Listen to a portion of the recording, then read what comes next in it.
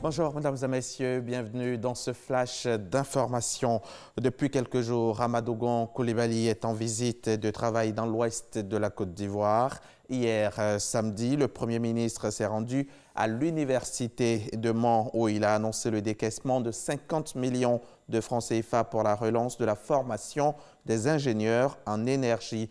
Une annonce saluée et accompagnée de bien d'autres nouvelles encore. Amadogon Coulibaly a ensuite procédé à la mise sous tension du village de Guiépleu, à plus de 3 km de Mans.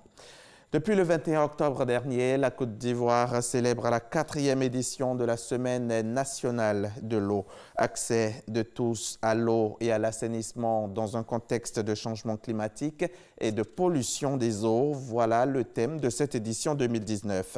À l'occasion de cette célébration, le directeur général des ressources en eau a procédé à une visite des champs captants de Cocody.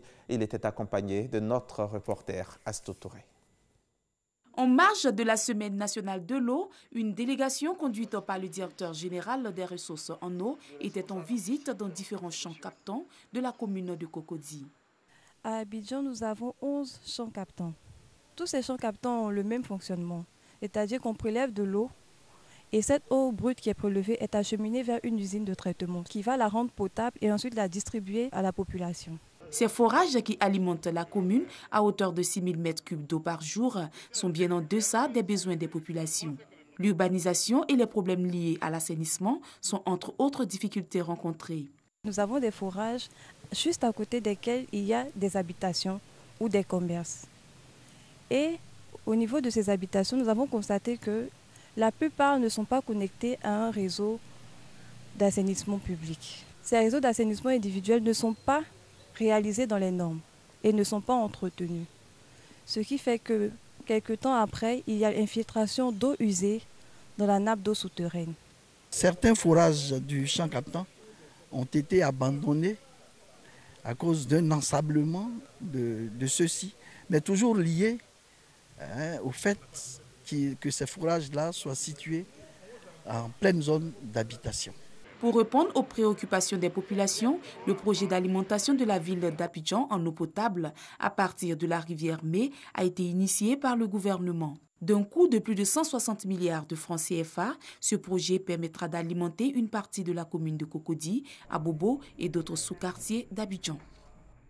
Allons-y à Tomodi, dans la région du Bélier. Cette semaine, Raymond Goudou-Kofi y a fait un don, un important lot d'équipements au lycée moderne pour tenter d'améliorer les conditions de travail et d'apprentissage.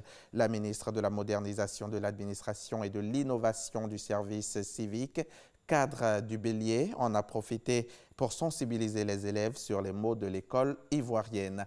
Le reportage de Léon Broukwame à suivre dans le 13h. Journée de tension hier à Bissau. Un rassemblement à l'appel de plusieurs partis d'opposition a été violemment dispersé par les forces de l'ordre, faisant plusieurs blessés et un mort. Cette manifestation témoigne du climat précaire étendu à un mois de la présidentielle. De son côté, la Ligue des droits de l'homme a vivement condamné l'usage de la violence par la police. Même indignation exprimée par le président José Mario Vaz, pour qui un tel climat n'est pas digne d'un État de droit. Une nouvelle démonstration de force a eu lieu hier samedi avec 350 000 personnes dans les rues de la capitale catalane pour réclamer la libération des anciens dirigeants emprisonnés. En fin de soirée, des centaines de manifestants se sont ensuite réunis devant la préfecture de police et quelques heures ont éclaté sans grand incident. La semaine prochaine commence officiellement la campagne électorale en Espagne et la Catalogne sera sans doute au centre des débats électoraux.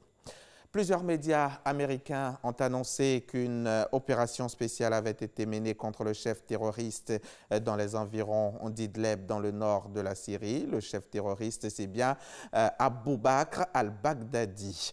Le président des informations donc qui surviennent alors que le président américain s'apprête à faire une déclaration très importante ce dimanche. Donné déjà pour mort, Abou Bakr al-Baghdadi était réapparu dans une vidéo de propagande fin avril 2019.